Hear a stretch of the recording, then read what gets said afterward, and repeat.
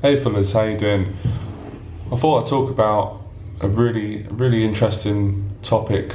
I know it's one that a lot of my students always bring up. They'll usually always bring this up within the first session, of working with them. Sometimes in the second session, but usually in the first session. And that's really the question I asked myself when I was going through big changes at a certain time, especially about 2.5 years ago. And then people will usually ask me the question in such a way where they don't want to offend their friends, or they don't want to. I guess they feel that they don't want to betray their friends, and I totally understand that. I felt like that myself on many occasions when I've gone through new changes, especially changing my identity. And the question is, how can I change if my current social circle, they're not willing to change? So I'll give an example. You may or you may not know, a lot of the guys I work with struggle with addictions. Common addictions like pornography, alcohol, but I think the most destructive addiction of all, certainly been for myself at a particular stage in my life, is negativity. I think negativity and stress is one of the biggest killers out there. And negativity can literally kill your dreams. Being around a negative person can completely ruin you. Now, we have to be honest, we've all been a negative person. I know I've been negative at times, but it can be very frustrating when your life's going well, or you're really on the path to sorting your life out, and the people around you are thinking differently and judging you, or making you feel that you're doing something wrong by growing. And this has been, I guess it's a conversation I have all the time.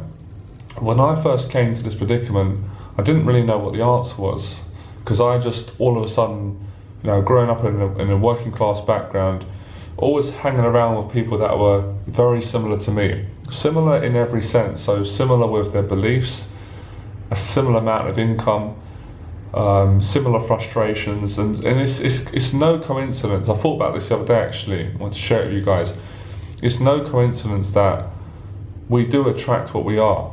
Most of us don't even realise it. Like most things I'm doing, I'm not, and it's only because I'm aware of this stuff, but even there's a lot of things in my life that I'm not really aware that I'm attracting. It's because I'm given it, we are doing it more than we realise. So one friend I was working with at the moment is nearly finished my 6 weeks program, got one more session. He was in a situation in his life when he decided enough is enough. He wants to change, and the social circle that he's around is taking drugs. They are basically not allowing him to grow, and making him feel like he's betraying them by changing. I think this is such a common thing that goes on, and I think if we're all being honest, this is one of the biggest reasons why so many of us, when I say us, people, are not successful in our lives, because we're worried about what will our friends think, what will our family think. And I don't know why, maybe it's a human thing. People are afraid of change. People will get threatened. Now, I'm not that sort of person myself. Maybe that's because I've worked on myself, and I've worked on aspects like jealousy and all the rest of it. I'm generally happy if a friend does well. I think especially in my position in life of being a teacher, I get a buzz out of seeing people do well. And I'm just too motivated with my own life to be jealous of anyone else. But that wasn't always the case for me. Years ago when I was struggling and I was on job seekers allowance, I remember a couple of friends in mine. It was really difficult being around them, because anytime I said, oh, I went to this event, or I met this other person, there would always be that feeling that I could just feel it, that they were jealous, or they might just go, okay.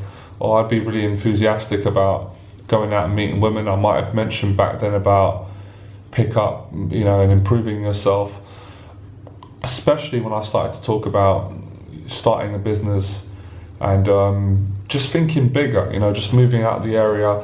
I suppose just I was just really excited about developing myself as a person, and that just reflected in me changing my attitude towards making money. And I think it got to a stage of me where I lived in negativity for so many years that I got sick of it. I was sick of complaining myself. I was sick of complaining to friends. I was sick of them complaining to me. I was sick of hearing it on the news.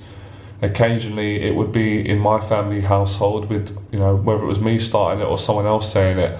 I just got to a stage where it really made me angry, and it really got to a stage where I thought, this is bullshit. People are complaining that there's no money, there's no jobs, when the actual truth is, okay, it can be hard on the market sometimes. I've struggled myself, but if people really want to change and they really want to achieve something, people can.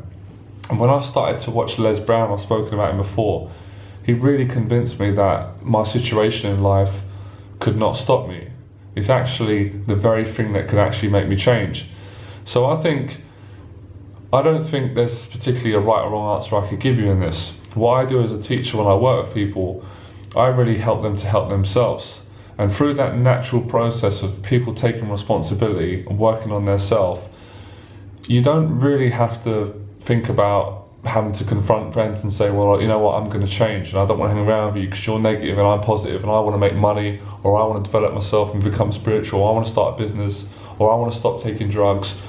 You don't really need to have that conversation. I can tell you from my own life experience, whenever I tried to have that sort of conversation, it just starts arguments. I ended up losing my temper because a friend got jealous.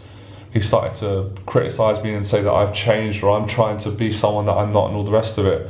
So for me personally, and again, you could disagree with this is fine, people could have another take. I've learned, just get on with it, just work on yourself and keep going. And eventually what happens is, and I've spoken about this in my videos before, you will literally change your state of consciousness. Now, if you're not in spirituality, it doesn't matter, your energy will change. You won't even have to say a single word, people will feel it. So I'll give you an example. When I first started going out speaking to women on the street, I wasn't really aware of energy because I just wasn't into spirituality back then, and I wasn't that socialized. Well, at least I wasn't going up and speaking to 30 people a day. That's a lot of women to speak to a day on average, and that was in the 8-hour period going out. Sometimes even more women. But I started to become aware of different energies. I started to become aware that when I felt better, it was a lot easier to get a phone number. Simple science. Or it would be easier. I just enjoy myself more. That's really where my tagline came from. Enjoy the process. I don't want to go off track too much. Stay on topic. So, and I also became aware of other women's energies. So maybe women from different backgrounds would. This is just my perception, my experience, would have different energies to maybe women that were local. And maybe on certain days when I had better energy, I was able to withstand being turned down by women, or certain reactions that would usually upset me or trigger me off, it would just bounce off me. And so I really became aware of what I called state back then. And state is the same as consciousness, state of consciousness, vibrational state, frequency. These are all just really different names for the same thing. So what you're actually saying is, implicitly in words to a friend, you're saying, do you mind if I change my state of consciousness? It's most likely your friend is going to be very threatened by that. If you've grown up with someone for 10, 15 years, he's got to know your ways, he's got to know your habits, he knows your facial expressions, he's got quite a good idea about how you react to things. So when you say after 15 years or 20 years, even 5 years, even 2 years, let's just say 10 years, when you say, I want to change my frequency, how he takes it is he takes it personal, unless he's a really good friend. And this doesn't mean he's not a good friend, but just stress my point. He takes it that I want to leave you. So friends can feel rejected and abandoned by you, so that's why people will react. Now, I've not just seen this in men, I've seen this in women. I've seen this with my girlfriends where I wasn't even thinking, I've been excited about an idea, or someone has complimented me, or when I was teaching, lots of different compliments and lots of ideas, or when I grew, and I've said one thing and it's triggered them off. So it's like I said in another video I did, because I've spoken about my success, it may have made the person feel inadequate about their insecurities, about their lack of success, or what they didn't achieve, or on a particular day they was in a bad mood. So it is a very tricky situation to be in, and I've been in, but I'm going to say it's a very good thing. all these life lessons are brilliant. They've really personally grew me as a person. And as I know I say this a lot, and it sounds common for teachers also about the students, but a lot of my students that have gone through this have gone on to do amazing things in their life, because it isn't nice if a friend attacks you. You never want, that's the last resort. But even if your friend does attack you and criticise you, it's a good thing. It means that you're growing, and at least that way you know where you stand with your friend. And sometimes this can make a relationship better, but sometimes, and in most cases, you've got to change social circle. Now, I'm going to say this carefully. I don't want to sound arrogant. So I come from a normal background, and I've achieved quite amazing things in my life. I still want to do more, but considering where I was to where I am now. So, to some extent we have to be realistic. Now, Hollywood actors are not going to hang around with normal people. It's just a fact. Now hear me out. But normal people have got the same potential as actors. I mean, if normal people get there, and whatever normal is, I'm just stressing a point here, because stay with me, I don't particularly like glamour, and I don't dislike celebrities, but sometimes I don't like them. It annoys me because of all the rubbish, all of the, what do you call it? What they call in Buddhism or Hinduism, maya, the illusion around it. Personally, I like people. I don't like the media and all, people. Some people do it to me. They blow me up, and I'm on YouTube and create and make me not human, and it's just not good. But celebrities in Hollywood are not going to hang out with me. Are not going to hang out with you guys. They're not going to hang out with us. But if we was to change our state, our vibrational state, and we were to work on ourselves and become successful, we could make a film with them. I know people who have done it. So power's in the people, so you've got a choice. So your friend is choosing not to grow, you're choosing to grow. No one's got a right, and I haven't got a right to anyone, no one's got a right to stop you living your life the way you want to live it. Now, it's difficult again, because when we say the word friendship, whether that's friends with a male friend or that's a relationship with a woman, you're kind of agreeing to, it's not written, but you're kind of agreeing to, or maybe this is just how I used to feel and how a lot of my students feel at the time. You're kind of agreeing to commit and have a relationship, and within that commitment, I don't think people say it, but there's this underlining agreement that you're not going to change, you're always going to be around, and you're always going to be there for them. And I think that's really nice, but I think that's very dangerous as well. In my 20s, I thought very different. Now I'm in my 30s, I won't allow anyone to hold me back. And I'll even say to people, I'll always be loyal, I'll always give the best friendship I have, and I'm sure you guys are the same, but I'm not going to allow anyone to hold me back. Now, maybe that's just my own insecurity from the past, my own frustrations, my own psychology, but that's it, that's how I choose to live. I personally, at the age I'm at now, I don't really like having loads of friends. I know that sounds a bit antisocial, and I teach men how to be sociable, but I prefer to have a smaller group of friends, and that's just based on where I'm at now in my life. And that's because I get so much social time meeting amazing people, teaching. I spend more time teaching clients than I do socializing with my family and friends, and the small community of friends that I have got, I see them once in a while and I really enjoy it. Where in the old days, 5-6 years ago, I spent like every day with the same person. I think that's another reason why sometimes friendships don't work, because people spend too much time together. You could have the best friend in the world, like I've got a great personality, I'm sure you guys can tell, but you wouldn't want to spend a week with me, or 10 days, or maybe a week's okay, that's not true, but you wouldn't want to spend every day with me for a month, and I probably wouldn't want to spend every day with you for a month. It's not personal, because we need our own space. And I'm naturally an antisocial, sociable person. I love doing the videos, I love doing seminars. If you meet me in person, you'll see that, but I need my own space as well. It's probably part of my introverted side. So we really have to understand the complexity with different personalities, different people, and different relationship structures have different rules. And sometimes we don't establish our boundaries in a relationship, and when we do change our boundaries, the other person reacts. So this is really about what my mentor says, and what I've really come to really agree with, come into the truth, If you're hanging around people, they're not making you happy, they're holding you back, you've got to get rid of them. You've got to be raw, you've got to be strict. Otherwise, you can try talking to them, you can try saying, change with me. Most of your friends are not going to do it, and I'll tell you why. They're afraid. And I'm not judging them, I'm not faulting them, but you're probably braver than most of your friends. And again, I'm not shouting off because I'm a teacher and I run courses, but everyone who comes to my course is a special individual. You'd have to be. You're a special individual because they've taken it upon themselves to make that commitment and to make changes. It takes a lot of courage to make changes. And the sort of work I do, it's internal work, it's external. You're changing your personalities, you're challenging your beliefs, you're facing your fears. But this is what you've got to do to become successful. And it's that classic story. When you become successful, you lose all your friends. At a certain stage of my life, I've said this before, I lost all my friends when I got good with women. It's so interesting that when I wasn't good with women, I had all these friends around me, and I realized the relationships were not actually based on love and integrity. It doesn't mean that they completely didn't like me, but it wasn't wholesome relationships, and I was partly responsible for that. So the relationships I have now, I may see people for less time, but the relationships are better. It's a better quality of relationship. It's a better vibrational frequency because I've changed my state of consciousness, and I've done that through working on myself.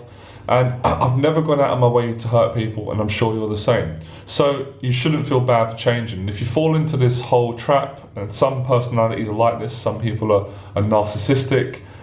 I mean, we've all got that trait to us, but some people are very extreme. They get very jealous, they get very needy. Needy friends can be very dangerous. I'm not a needy person. I don't mind if I hang around with someone and then they go off into another social circle. I actually prefer it that way, because at least they've got more to talk about, the energy's different, I might miss them, they'll miss me. I prefer that. Even in relationships with women, I'm going off topic now, I was never really needy. Of course, like all men, a healthy amount of jealousy, a healthy amount of care if she's your girlfriend, but I always allowed her to have her space and for me to have my own space. And that's because I'm very entrepreneurial, I'm spiritual, I'm on a path, I'm growing, I want to do massive things, a lot more. And I suppose as I'm doing this video, helping you guys, I'm actually also reminding myself how important this information is. So by all means, don't get so sensitive. Building friendships are great, but get around like-minded people. Now, it's kind of a contradiction, that saying, because I hear that myself, I've just said it. Sometimes we are around like-minded people, it's not good for us, because it's a contradiction, because it's probably likely at the moment, if you're struggling, you're around like-minded people. That's why you're struggling, because you need to change. So if I said to you, get around like-minded people, and you're an alcoholic and they're alcoholics, it's not going to do you any good, is it? Or they're drug addicts, or they're negative, or they're violent. And that's sort of people that I used to hang around, because that was how I was. So this is the work I do with people in the 6 weeks program. I say, listen, I understand your friends like that, I understand he said it, but you're blaming your friends, you're being just as bad, you need to work on you. And this is really how I got away from, I distanced myself. And I seen another video the other day on YouTube about this. A lady had given some advice on how to deal with toxic friends and do it in the right way, and I did exactly what she said. I made myself actually busy, so you're not lying, you're not like rejecting your friends, and when a friend would call, I'd be polite, I'd have a chat, but I would be too busy, and eventually people will get the message. So this is really about taking responsibility and being a man, and being a man is taking responsibility. You never want to hurt people's feelings. I don't advise that you start putting your friends down, that wouldn't be nice. And if you're on a spiritual path, that just would be smug, it'll be too prideful. So don't be like, oh, I'm achieving this, you're not doing anything. I've always been very encouraging. I've always tried to remain non-judgmental. I have lost my temper a few times and friends have outrightly attacked me and accused me of things I haven't done. But again, it's that saying, it's the demons and all this, it's all of your own making. Now, what happens on the bright side when you get around people that are in a better frequency? It will push you to grow. It's just much better for you. And I think in life, I know for myself, every 10 years, like I change, my ideas change. So in my teens, I loved football. From age 10 to 16, it was football. Then from age 19 to 25, it was boxing, going out. Obviously I was in quite a low frequency, getting into trouble, crime, drinking, started with women, as you guys know, pick up. Now I've got into my early 30s, it's about spirituality, it's about personal growth, it's about teaching people. I love life coaching people. I've got some other big aspirations that I'm not going to talk about in this video, but I've got some big plans for the future, and I'm really interested very soon in finding a wife and starting a family. So change is good, change is necessary, but I think we are living in a society that sometimes doesn't promote this, especially in families. If you're from a cultural family, I mean, most of our families are cultural, we have ethics. I don't think our parents do it to harm us, they do it to protect us, but they kind of, sometimes families teach us to not grow and not come out of a comfort zone. And again, it's all about balance. You need good friends around you, and but we have to upgrade. I mean, we don't have to, but we if you want to grow and you want to follow your heart, you're probably going to find that you are going to every few years change social circles. And one of the big regrets I have in my 20s is that I didn't actually mix and mingle with more different people from different backgrounds, different social circles. I wish I didn't have so much social anxiety back then, because I could have got around, I would have quite liked to get around, I don't know what you call them, people that are into rock music and bands, because there's a big part of me that I feel a connection there. And it's funny, when I went on holiday with Junior and I went to Prague and Poland, I loved it. And that's why I really got on well with Junior, because he was different to me in ways but very similar. We had a similar interest, we were into meeting women on the street, the day game, personal development, but he's like music, bands, he was a drummer, and it really showed me a different side of myself, and it kind of made me realise, I've missed out on this, going to bands, going to rock gigs. And then when I got into stuff like business, I started to work with people that were businessmen, and that was a different type of personality, and I connected there. So sometimes we really are not going to know who we are if we just stay in a small net community, and we're not going to grow. And this wasn't really taught to me in school. To be straight, my dad actually advocated this to me. It just came to me now, and I just remembered this second. I remember him telling me when he was younger, he had friends all around London. He used to go to Brighton, different places, and he mixed with different people. And he was telling me how exciting it was when he was younger, on motorbikes, women going out. But I think my social anxiety unconsciously always made me a little bit afraid to break out. And that didn't mean I didn't enjoy the friends I was around. But I did on a few occasions get to visit different social circles, and I think it's so exciting. I think as a culture, I think especially in British culture, we're very afraid of change. We're very afraid of new culture, experiencing new things. Maybe I'm just wrong, but that's just how I feel. But I guess that's the beauty of the job I do. I get to work with different people from different backgrounds, and I get to mix with different energies. So that's why I've grown so much. So if you're not growing right now and you're frustrated, it's because you're in a place that is not feeding you. It's not allowing you to grow. And I would say this is the most common sticking point that I help men to work through on my 6 weeks program, and it's one of the big reasons why they come to me. And I've done 3 videos the other week, and it's all around this same area. Most of the stuff I've been doing this month has been based on what students have been struggling, what I've struggled with, what I've learned, what I've worked through. And that's really you developing your authentic self, taking your mask off. And I've worked with a lot of men that have said, my friends don't have social anxiety, I have it, I'm embarrassed about it, I don't want to tell them about it, I'm starting to feel anxious around them because I can't fully be myself.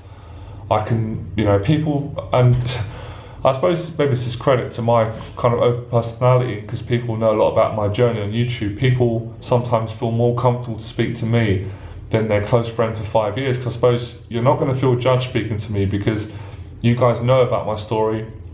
You know I've worked through a lot of struggles, I've turned my life around, and I'm coming from a non-judgmental perspective, and if I was to judge any of you, I'd be judging myself immediately, because I've made many mistakes and I've felt anxious many times in my life. So it always comes back to you. If you start saying, well, I'm not growing because my friend, I know I've done that, we do that, but your friend, in actual fact, he's not stopping you because you're a grown man. You need to have personal boundaries.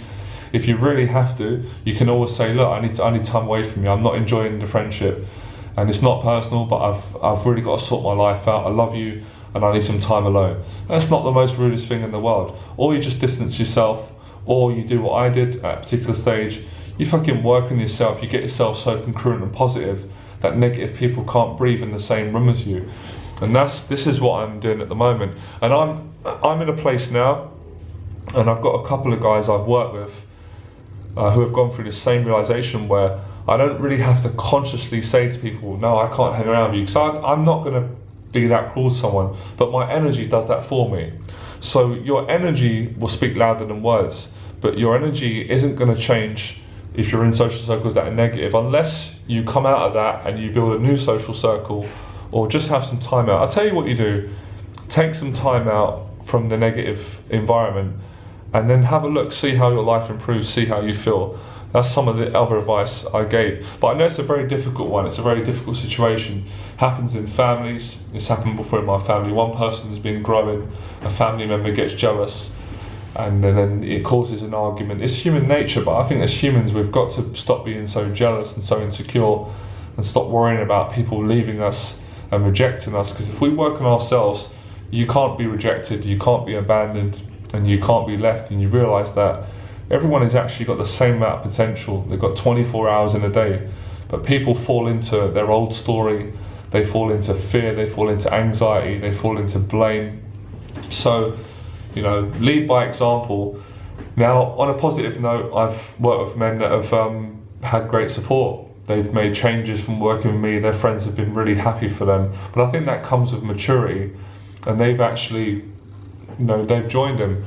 In the earlier days, when I was mostly teaching dating coaching, I'd often get a lot of referrals because I'd work with someone, help them to change their life or get them better with women. Then they would go back, their friend would see the difference, then they would refer me, then their friend would come and work with me, and then it'll be like two friends that I've transformed, and they would both, their friendship would get even better. I think it would be great if it could always be that way, but unfortunately life doesn't always work out the way we planned it, and people don't always react the way that we expect. And I've had to really learn that as I've gotten older, and not take it so personal just because someone is not fulfilling your ego and a friend is not understanding us. And I think for most part, we're always seeking approval, human beings. If we're not seeking approval from the outside world over Facebook, we're looking from it from our dad, from our mum, from our girlfriends, from our friends. And that's one of the things I worked on. I've worked on it this year really strongly. I've reduced seeking approval from people, and it's interesting because when you stop doing these things, you actually get it more, you get it naturally, and you don't even care. So it's really about developing your character. I'll leave it there, I don't want to overwhelm you, but that's the best answer I could give you. And this is the same, this is what I would say when I work with people in my 6 weeks program, and I work one-on-one and sit down or walk with people. I would tell them to work on their self, and it will naturally take place. And what I find happens is, I'll leave you this last thing. I find eventually you reunite. Now, you may not be in each other's life for the same amount of time, but you will bump into your friends. And as time goes on, it's really interesting the way human beings behave sometimes, because the same people who attack you and criticize you, a little bit further down the road, they'll be, I always make a joke, they'll be kissing your ass and wanting to come to your party and want to do nice things for you. Now, on the flip side, sometimes in life, my dad said this, friends today, enemies tomorrow. The same person who is giving you praise and telling you they believe in you, when you achieve what you've achieved and took their advice, they'll start attacking you. So sometimes we really don't know who our friends are until we're faced in certain circumstances. So that's why it's really important to treat everyone the same and do your best to have integrity, but at the same time, having integrity and treating people with respect, it doesn't mean letting people walk all over you. So it's all about getting the fine balance. But this is a great problem to have.